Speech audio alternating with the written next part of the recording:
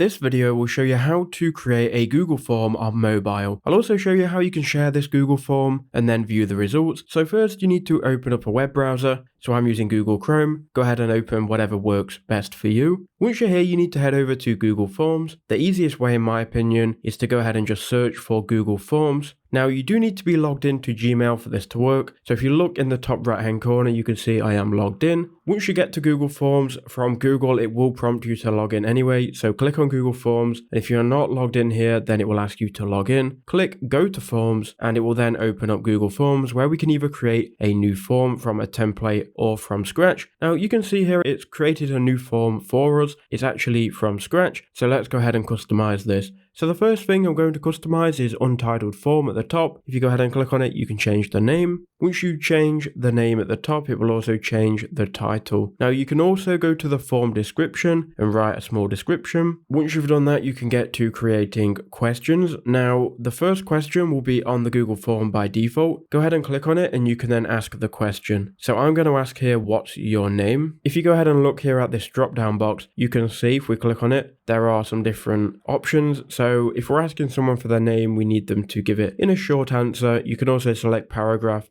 multiple choice, checkbox, drop down, and so on. I'm going to select here short answer, and we will make sure this box is checked, which requires them to answer it. Now let's create one more question. So if we go to the plus icon in the bottom left hand corner, it will then ask us to give it another question. For this question, I'm going to go ahead and require a paragraph. We can now either customize our form more, add more questions, or view it. So if you go ahead and go to settings, one thing that you do want to consider, if you want to collect email addresses, go to form defaults. And here it says collect email addresses by default. If you want to collect them, you can let people input their email address by clicking responder input. Then if you go back to questions, you'll notice an email address field will have appeared. Right, so now let's go ahead and view our form. Quick note, if you go to the customize button, which is the first button to the right, you can go ahead and customize the text, the color. You can also add a header. Anyway, to go ahead and view your form and send it to other people, click on the arrow icon, then go to this link icon. And here you can shorten the URL to this form and copy this link. Now this link you can send to people so they can go ahead and fill out the form. Once they have filled out the form, you will then go to responses. From here you'll see all of the responses. And once you've got more than one response, you can click on this Excel looking icon and it will open up a spreadsheet full of all of those responses. So that's basically how you can create a Google form. That has been an overview.